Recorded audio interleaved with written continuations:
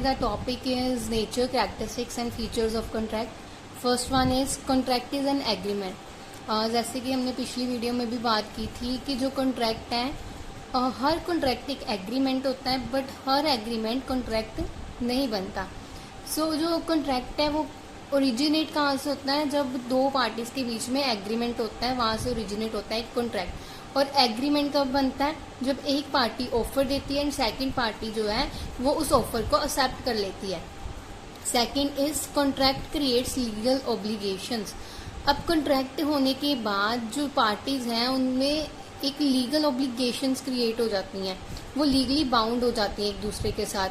अगर जैसे a buyer है एंड बी एक सेलर है, तो अगर बायर और सेलर के बीच में कॉन्ट्रैक्ट हुआ है गुड्स को लेके, सो सेलर की ये ऑब्लिगेशन बनती है कि वो उसको गुड्स प्रोवाइड करेगा एंड बायर जो है वो गुड्स लेने के बदले में उसको पेमेंट प्रोवाइड करेगा. Third is contract is enforceable by law. Her contract जो होता है वो इन्फोर्सेबल होता है बाय द लॉ, मतलब कि वो लॉ के द्वारा लागू होता है. अगर वो कॉन्ट्रैक्ट है तो दैट मीन्स कि कुछ रिटर्न में जो भी लीगल फॉर्मेलिटीज होंगी वो सारी फुलफिल की होगी एंड वो कॉन्ट्रैक्ट बन गया है. ठीक है, सो वो इन्फोर्सेबल हो जाएगा लॉ के द्वारा. Fourth is contract involves two और मोर पार्टीज. कॉन्ट्रैक्ट कभी भी पर्सन खुद के साथ कॉन्ट्रैक्ट नहीं कर सकता. कॉन्ट्रैक्ट में एटलीस्ट 2 पार्टीज और होनी ही चाहिए एंड 2 से ज़्यादा पार्टीज भी हो सकती हैं. एंड 2 पार्टीज अगर हम बात करें कौन कौन सी होती हैं, promisor and promisee. So promisor होता है जो प्रॉमिस करता है सामने वाले को कुछ चीज़ प्रोवाइड करने के लिए, एंड प्रोमिसी जिसके साथ प्रॉमिस किया जाता है कुछ प्रोवाइड करने के लिए. Fifth is contract is based on mutual consent. अब जो कॉन्ट्रैक्ट होगा वो म्यूचुअल कंसेंट के ऊपर बेस्ड होगा. जैसे कि 2 पार्टीज हैं तो उनके बीच में जो कॉन्ट्रैक्ट हुआ है वो सेम चीज़ के लिए सेम टर्म्स एंड कंडीशन पे वो दोनों एग्री करनी चाहिए. अगर वो सेम टर्म्स एंड कंडीशन पे एग्री नहीं करे तो म्यूचुअल कंसेंट नहीं है. तो एक पार्टी अगर उसके साथ एग्री है तो ये तो नहीं होगा कि वो साइन कर लेगी खुद से, सामने वाली पार्टी का भी एग्री होना ज़रूरी है. तो जैसे फॉर एग्जांपल अगर ए अपना वाइट हॉर्स सेल करना चाहता है बट बी जो है वो ब्लैक हॉर्स जो है बाय करना चाहता है, तो यहाँ पे म्यूचुअल कंसेंट नहीं हो पा रहा. बट अगर एग्जांपल है कि ए अपना वाइट हॉर्स सेल करना चाहता है एंड बी भी वो सेम हॉर्स ही बाय करना चाहता है, तो तब होगी उनकी mutual consent. Sixth one is contract creates rights and duties. जब कॉन्ट्रैक्ट होता है पार्टीज के बीच में, एक सेलर या बायर होगा या फिर प्रोमिसर एंड प्रोमिसी होगा, तो उन दोनों के बीच में क्या हो जाते हैं, राइट्स क्रिएट हो जाते हैं उनके एंड ड्यूटीज भी क्रिएट हो जाती हैं उनकी. जैसे सेलर के भी राइट्स एंड ड्यूटीज होंगे, बायर के भी राइट एंड ड्यूटीज होंगे. सेलर का राइट क्या होगा कि अगर वो गुड्स प्रोवाइड कर रहा है तो उसको पेमेंट मिलेगी. ठीक है, तो पेमेंट उसका क्या है, राइट है. ड्यूटी क्या बनती है सेलर की कि उसको टाइमली गुड्स प्रोवाइड करनी है. एंड सेम अगर बायर की बात करें तो बायर के राइट बनता है कि उसको गुड्स टाइमली मिले. उनके बीच में कॉन्ट्रैक्ट हुआ है तो उनको टाइमली गुड्स मिले. एंड जो बायर की ड्यूटीज क्या बनती हैं कि वो टाइमली पेमेंट भी कर दे सेलर को. Seventh is contract requires free consent.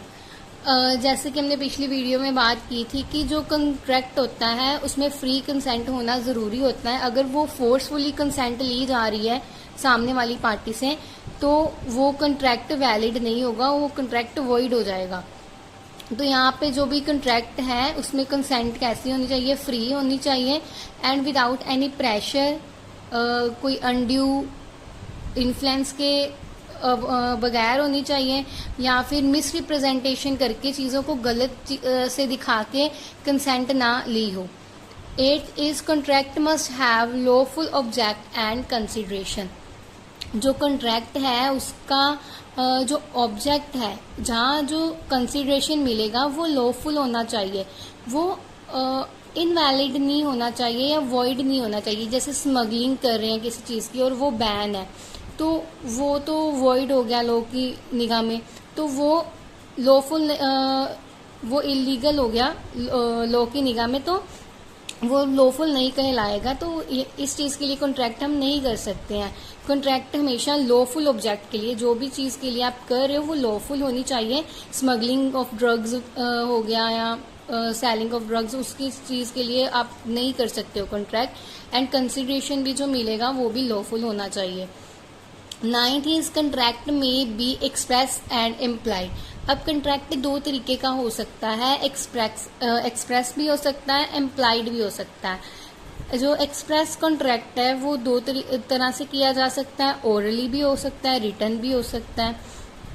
तो अगर एग्जांपल देखें हम एक्सप्रेस कॉन्ट्रैक्ट की, तो वो अगर जैसे रिटन एम्प्लॉयमेंट एग्रीमेंट हो गया कि ज्वाइनिंग लेटर मिल गया, तो वो उसकी एग्जांपल होगी कि रिटन में आपको प्रोवाइड है, कॉन्ट्रैक्ट हो गया एम्प्लॉयर एंड एम्प्लॉय के बीच में जॉब को लेके।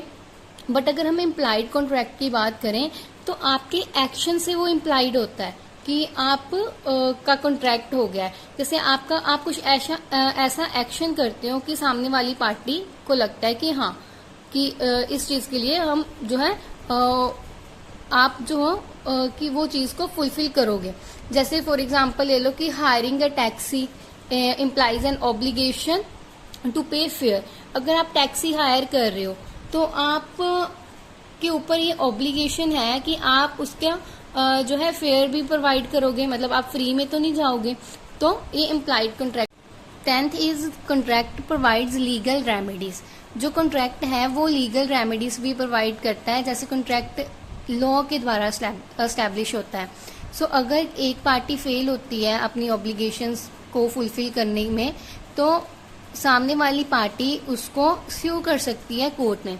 अगर तो वो टर्म्स एंड कंडीशन पे एग्री करती है कि हाँ मैं आपके डैमेजेस को पे करूंगी, ठीक है, तब तो ठीक है। अगर वो एग्री नहीं करता है एक पार्टी, तो सामने वाली दूसरी पार्टी जो है वो उसको कोर्ट में लेके जाके स्यू कर सकती है अपने डैमेजेस के लिए। तो अगर दोनों में से भी एक पार्टी के साथ कुछ गलत हो रहा है तो वो उसको रेमेडियल मेजर्स जो है वो प्रोवाइड किए जा सकते हैं अगर उनके बीच में कॉन्ट्रैक्ट हुआ है तो।